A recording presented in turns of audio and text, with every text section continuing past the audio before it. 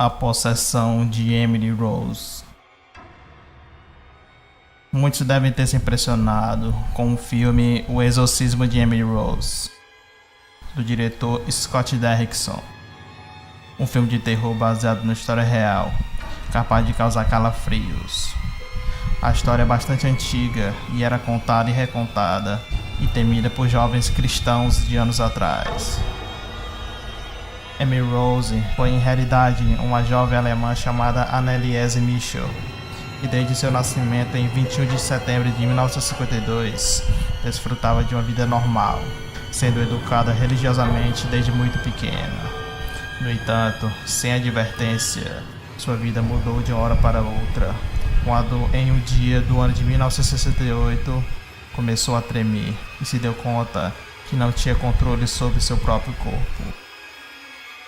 Não conseguiu chamar seus pais, Joseph e Anna, nem a nenhuma de suas 3 irmãs.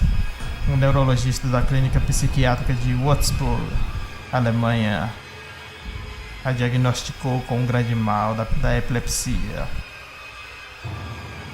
Devido aos fortes ataques epilépticos e à depressão seguinte, Anneliese foi internada para tratamento no hospital. Pouco depois de começar os ataques, Anneliese começou a ver imagens diabólicas durante suas orações diárias.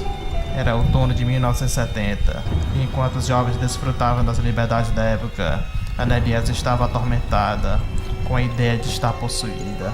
Parecia não ter outra explicação as imagens que apareciam enquanto rezava. Como se não fosse o bastante, vozes começaram a perseguir a moça, dizendo-lhe que ela ia arder no fogo do inferno. Ela mencionou estes demônios aos médicos só uma vez, explicando que eles haviam começado a lhe dar estas ordens. Alguns médicos consideram loucura, outros zombaram em silêncio, e o restante se mostraram incapazes de ajudá-la.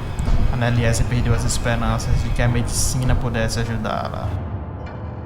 No verão de 1973, seus pais visitaram diferentes pastores e padres solicitando um exorcismo. Seus pedidos foram recusados. Recomendaram que Anneliese, agora com 20 anos, devia seguir com seu tratamento médico. A explicação dada é que o processo pelo qual a igreja comprovava uma possessão era muito restrito, e até que todos os aspectos não estivessem explicados, o bispo não poderia aprovar um exorcismo. Era requerido que alguns fatos já tivessem acontecido, como, por exemplo, aversão por objetos religiosos, falar em idiomas que a pessoa não conhecesse e poderes sobrenaturais. Em 1974, após ter supervisionado Anneliese por algum tempo, o pastor Emmett Alt solicitou permissão para realizar um exorcismo ao bispo de Würzburg. A solicitação foi recusada, em seguida de uma recomendação que Anneliese devia receber um estilo de vida mais religioso, com o propósito de que encontrasse a paz. Os ataques não diminuíram, senão que sua conduta se tornou mais agressiva. Na casa de seus pais, em Krisenberg, insultava, batia e mordia os outros membros da família. Recusava-se a comer, porque os demônios proibiam-na. Dormia no piso gelado, comia aranhas, moscas e carvão, e tinha começado a beber sua própria urina. A vizinhança toda escutava Anneliese gritar por horas, enquanto quebrava os crucifixos que encontrava pela frente. Destruía pinturas com imagens de Jesus, até que iniciou a cometer atos de automutilação e andar nua pela casa, fazendo suas necessidades independente do lugar onde estivesse. Depois de verificar de que realmente algo muito estranho acontecia com a moça, em setembro de 1975, o bispo de Würzburg, Joseph Stang, ordenou ao padre Arnold Hens e ao pastor Emmett Alt a praticar um grande exorcismo, baseado no Rituale Romanum com Anneliese. Determinou que ela devia estar salva de vários demônios, incluindo Lúcifer, Judas Iscariotes, Nero, Caim, Hitler e Fleischmann, um canadeiro do século XVI. Entre setembro de 1975 até julho de 1976, praticava 1 ou 2 sessões de exorcismos por semana. Os ataques de Anneliese eram tão fortes, às vezes, que precisava ser segurada por 3 homens, inclusive tiveram que amarrá-la algumas vezes. Durante este tempo, Anneliese regressou a uma vida, até certo ponto, normal. Fez os exames finais da academia de pedagogia de Wurzburg e ia regularmente à igreja. Os ataques, no entanto, não pararam. De fato, paralisava-lhe o corpo e caía inconsciente pouco depois. O exorcismo continuou por muitos meses mais, sempre com as mesmas orações e conjuros. Por mais semanas, Anneliese recusou-se a comer, e seus joelhos sangravam pelas 600 flexões que fazia obsessivamente durante a cada sessão. Foram feitas mais de 40 gravações durante o processo, com o propósito de preservar os detalhes. O último dia do rito do exorcismo foi em 30 de junho de 1976, quando Anneliese já sofria de pneumonia. Havia emagrecido bastante e estava com a febre muito alta, exausta e fisicamente incapacitada para fazer as flexões por sua própria conta. Seus pais a paravam e ajudavam-na com os movimentos. A última coisa que Anneliese disse, e virando-se e recostando a cabeça no ombro da mãe, disse: "Mamãe, estou com medo." Anna Mitchell fotografou a morte da sua filha no dia seguinte. Era 1º de julho de 1976, exatamente ao mesmo dia. O pastor Emmett Al informou as autoridades de Aschaffenburg e o promotor-geral começou uma investigação imediatamente.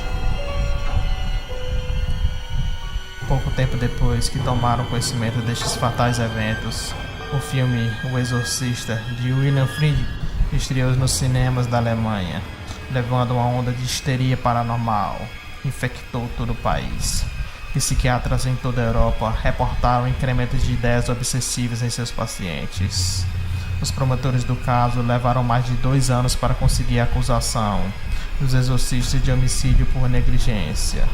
O caso Klingenberg devia ser decidido sob 2 perguntas: o que causou a morte de Anneliese Mitchell e quem era responsável. De acordo com a evidência forense, ela morreu de fome. Os especialistas demandaram que os acusados a tivessem forçado a comer em uma semana antes de sua morte. Anneliese poderia ter sido salva. Uma irmã declarou que Anneliese não queria ir a uma instituição mental, porque poderiam sedá-la e obrigá-la a comer. Os exorcistas tratavam de provar a presença de demônios, mostrando as gravações de estranhos diálogos, quando os demônios discutiam qual deles iria deixar o corpo de Anneliese primeiro.